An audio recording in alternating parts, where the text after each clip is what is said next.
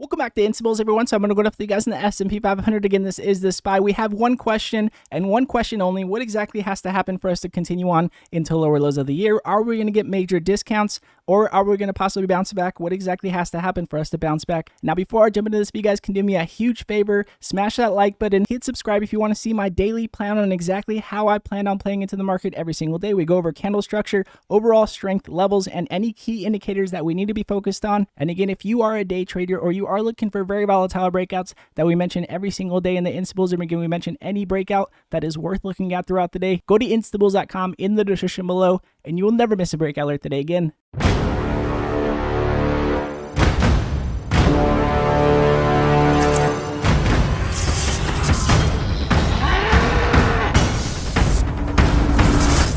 So jumping into the daily chart with you guys here on the SPY, before I jump into the daily chart with you guys here on the SPY, we need to go over the dollar. Again, this is the DXY. You guys can, again, also follow the UUP. Again, the DXY has been continuing on higher. We mentioned that with larger reactions to the upside that we could possibly cool down. And as you guys can see, after we did get our indecisive candle, again, with that rejection to the upside, possibly, we did get that momentum candle. Again, our engulfing candle covering our prior day's candle with our full body, getting that engulfing candle to the downside. Mentioned this yesterday. And as you guys can see, we did open, got that rejection to the upside as we did open and had that spike and rejection to the upside. We did test lows of the year today, and we were looking for possible lower lows here in the dollar. And as you guys can see, we did get lower lows, so we did bounce at the end of the day on the S&P 500. So now our question is, are we going to continue on lower here and possibly test our 20-day moving average, as our 20 is still over our 50, and possibly start to respect it and continue on higher here and possibly continue on lower in the market? Again, the dollar is going to be very key for that possible flush and continuation on lower in the market. As you guys can see, the dollar getting weaker on the day,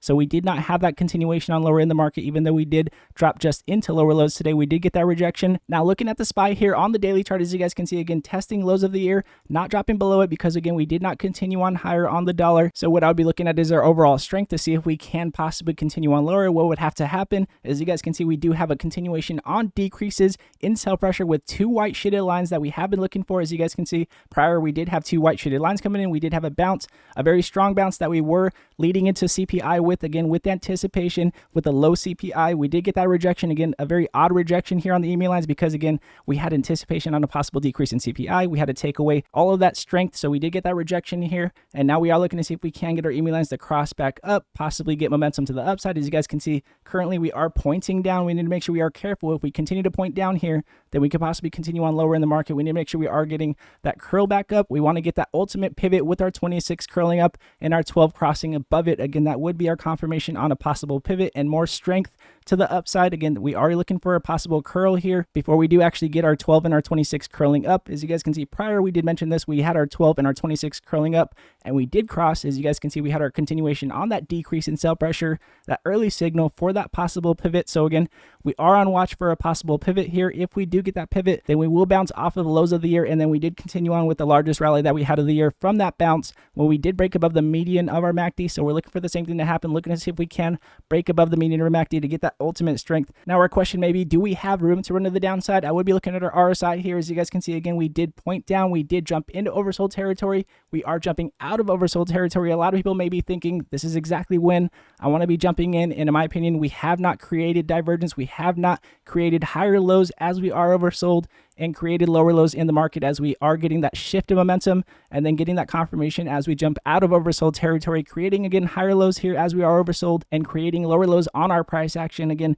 as you guys can see, getting that confirmation, jumping out of oversold territory will be very key. Again, jumping out of oversold territory will be very key. Now jumping into our candle structure, again, we have our strength, we have a possible bounce here, or we have a possible continuation on lower if we do jump back into oversold territory. As you guys can see on our candle structure, we are getting that rejection on lows of the year. However, we did again drop into lower lows and lower highs from yesterday. As you guys can see, we did close at this point at 370. We did again gap down overnight. We opened at this point, and then we did close below it.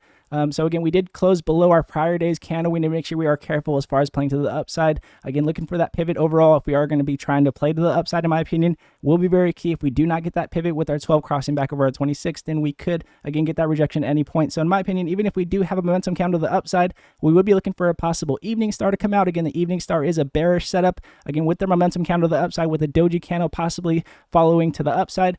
Again, you either get a possible momentum candle to the downside with an engulfing candle typically, if we do get that indecisiveness to the downside, or we could get a possible momentum candle closing below that doji candle, which would be an evening star. And with evening stars, you typically do have follow throughs. So again, that would be a possible bearish setup with our 20-day curling down here if we were looking for that rejection on our 20-day. Now jumping into the weekly chart for our longs and swings, when are we looking for more strength to the upside? In my opinion, as you guys can see previously, when we did have our COVID pandemic, we did drop below our 200 weekly day moving average. We did jump back above it, and we did have confirmation on that continuation on higher. As you guys can see with our '08 crash, very similar here with our '08 crash. As you guys can see, we did drop below our 200 moving average. We jumped back above it. We had confirmation on that rally to the upside. Again, you guys could have wished that you bought at this point, and then maybe you guys held through all of this. Maybe you continued to buy the dip, and then it continued on higher. Again, this was our '08 crash, but then we got confirmation when we did jump above our 200 weekly day moving average. So again, looking for the same thing to happen here if we are going to continue on lower, which as you guys can see, we did get a rejection to the upside, as you guys can see with a red and solid momentum candle